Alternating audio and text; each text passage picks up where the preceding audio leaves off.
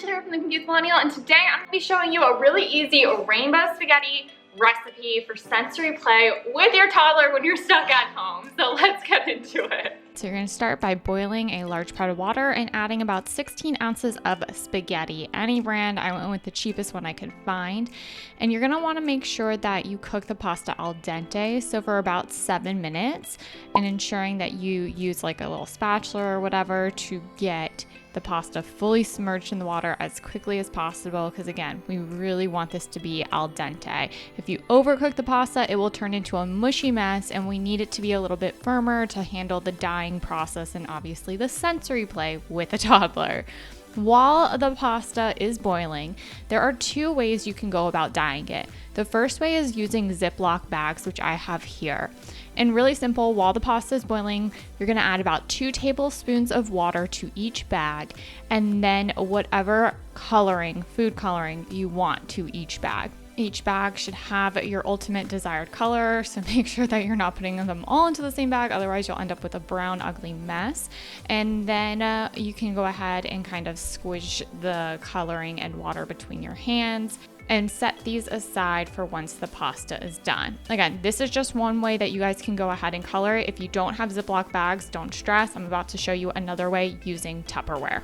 As your pasta is finishing up, you're gonna wanna go ahead and pull out a colander, and I threw a couple ice cubes in mine. So you're gonna wanna dump your cooked pasta into the colander and then rinse it with cold water to halt the cooking process. The reason I added a few ice cubes in mine is because as you're rinsing it and making sure that all of the pasta gets fully chilled, it's gonna be hot to touch. So I use the ice cubes to cool it down more quickly, to keep my hands cool so I don't burn myself.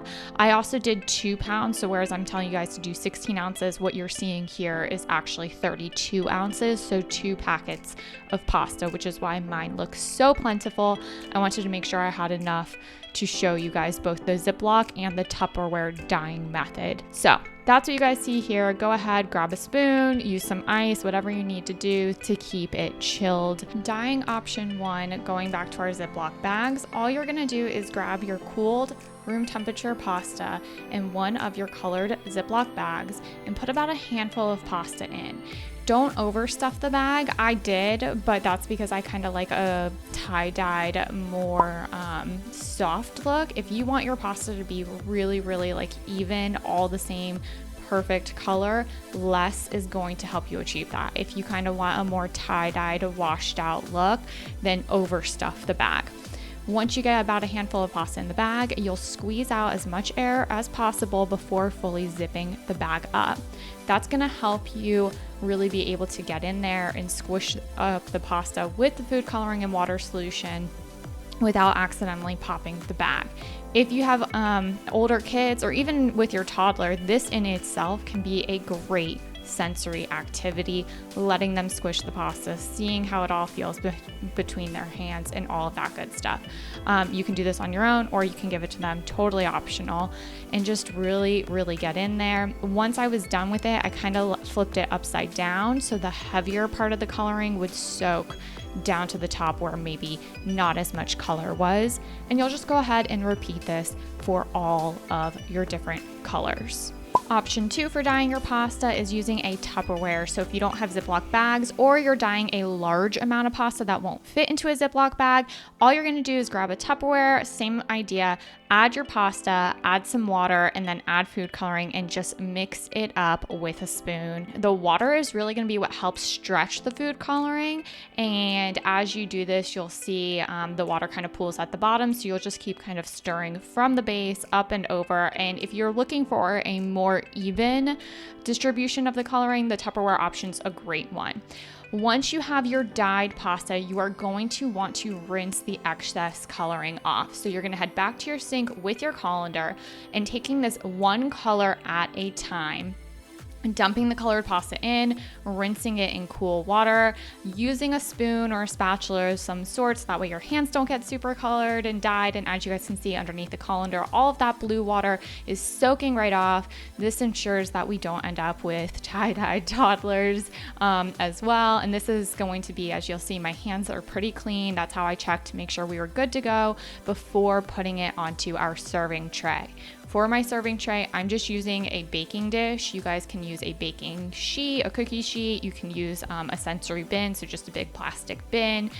Really, whatever you want to go ahead and serve it up on will work. I liked this idea so that way I could actually kind of create a little rainbow effect and set up some different dig options. So you guys can see here, I have some sliced grapes in there. My daughter absolutely loves grapes right now. She also loves the dog's food right now. So at one point she went, took his food and added it into the big pot of rainbow spaghetti. I also brought out a cookie sheet because she really likes to transfer things between different containers. So this way she went ahead and started taking it out of the baking dish and onto the cookie sheet.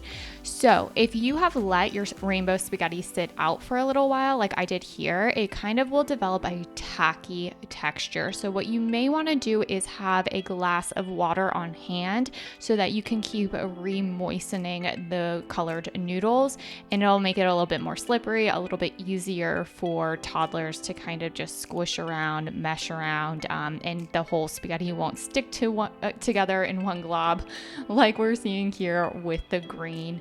Kids learn through play, so you guys can just be narrating all of this to them. So good job pulling out the green spaghetti, good job pulling out the blue spaghetti. You took it out of the baking dish, you put it on top of the cookie sheet. All of those different things will teach them opposites, will teach them colors, will teach them sorting. And if you want a toddler to stay engaged with an activity, the best way to do it is to go ahead and get down with them on their level. This does keep her entertained on her own for a while, but if you always want to stretch some play, getting in there and playing with them is really what I have found to work the most. Make sure to hit that notification and subscribe button because next week I'm going to be bringing you 5 more taste safe or edible toddler activities you guys can do while stuck at home, and I know you won't want to miss it.